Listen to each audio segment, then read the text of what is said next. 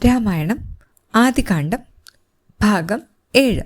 രാത്രിയുടെ അന്ത്യയാമത്തിൽ വിശ്വാമിത്രൻ രാമനെ വിളിച്ചുണർത്തി ഇപ്രകാരം പറഞ്ഞു: പുത്ര രാമ, നിന്റെ അസാധാരണമായ ആത്മവിശ്വാസവും സാഹസികതയും എന്നിൽ മതിപ്പുളവാക്കിയിരിക്കുന്നു.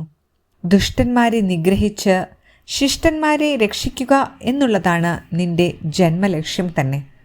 അതിനു വേണ്ടുന്ന അമാനുഷിക ശക്തി ഞാൻ നിന്നിൽ കാണുന്നുണ്ട്. ധാർമ്മിക മൂല്യങ്ങൾക്കും മനുഷ്യ സമുദായത്തിനു തന്നെയും ഭീഷണി നേരിട്ടിരിക്കുന്ന കാലഘട്ടമാണിത്. വളർന്നു വരുന്ന ക്ഷുദ്രശക്തികളിൽ നിന്നുള്ള ആ ഭീഷണി മുഴുവനായും തുടച്ചു നീക്കി മാനവ രാശിയെ തന്നെ സംരക്ഷിക്കുക എന്ന വമ്പിച്ച ചുമതല നിന്റെ ശിരസിൽ അർപ്പിക്കപ്പെട്ടിരിക്കുന്നു. ദുർഘടങ്ങൾ പലതും നീ തരണം ചെയ്യേണ്ടി വരും. പലരുമായും ഏറ്റുമുട്ടേണ്ടതായും വരും. അത്തരം വിഷമഘട്ടങ്ങളിൽ എടുത്തുപയോഗിക്കാൻ ഉതകുന്ന ഏതാനും ദിവ്യാസ്ത്രങ്ങൾ ഞാൻ നിനക്ക് പറഞ്ഞു തരുവാൻ പോകുകയാണ്. ഇത്രയും പറഞ്ഞ് വിശ്വാമിത്ര മഹർഷി കിഴക്കുദിശയ്ക്ക് അഭിമുഖമായി ഇരുന്ന് ധ്യാനിക്കുവാൻ തുടങ്ങി. അധിക സമയം കഴിയുന്നതിന് മുൻപ് തന്നെ 100 കണക്കിന് അസ്ത്രങ്ങൾ രാമന്റെ മുൻപിൽ അണിനിരന്നു. അവയ്ക്കൊക്കെ പേരുകളുമുണ്ട്.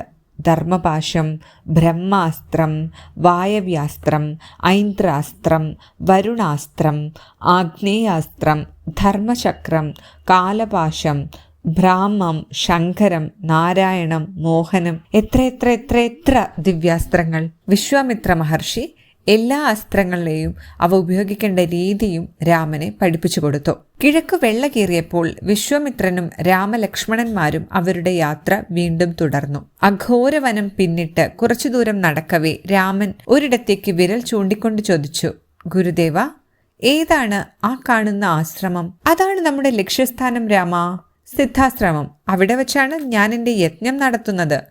ആഹാ, ഇത്ര മനോഹരമായ ഒരു സ്ഥലമോ? അതേ രാമ, 1000 വർഷങ്ങൾ പഴക്കമുള്ളതാണ് ഈ തപോവനം. പണ്ട് കശ്യപ മുനിയും പത്നിയും 12000 കാലം തപസ്സനുഷ്ഠിച്ചത് ഇവിടെ വച്ചാണ്. ആ തപസ്സിന്റെ ഫലമായിട്ടാണ് മഹാവിഷ്ണു അവരുടെ പുത്രനായി വാമനൻ എന്ന പേരിൽ അവതരിച്ചത്. ഇതിനകം തന്നെ ആശ്രമം മുറ്റത്തെത്തിയ വിശ്വാമിത്രൻ അകത്തേക്ക് പോയി. ആശ്രമത്തിലെ മുനിമാർ രാമലക്ഷ്മണന്മാരെ മറ്റൊരു മുറിയിലേക്ക് കൊണ്ടുപോയി. തൊട്ടടുത്ത ദിവസം തന്നെ യജ്ഞം പുനരാരംഭിച്ചു. കുമാരന്മാർ വിശ്വാമിത്രനെ കാണാൻ ശ്രമിച്ചപ്പോൾ അദ്ദേഹം ധ്യാനത്തിലാണ് എന്ന് മനസ്സിലായി. അനേകം പേർ യജ്ഞസംബന്ധികളായ ഓരോ ജോലികളിലും മുഴുകിക്കണ്ടു. അവരിലൊരാൾ രാമനോട് പറഞ്ഞു: ഇനി യജ്ഞം കഴിയും വരെ ഗുരുദേവനുമായി സംസാരിക്കുവാൻ പറ്റുമെന്ന് തോന്നുന്നില്ല. നിങ്ങൾ ആശ്രമ പരിസരങ്ങളിൽ ചുറ്റി നടന്ന് ശത്രുക്കൾ നുഴഞ്ഞു കയറുന്നത് നോക്കിയാൽ മതി. അധിക ഭാഗവും ആകാശത്തിലൂടെയാണ് അവർ ആക്രമിക്കുക.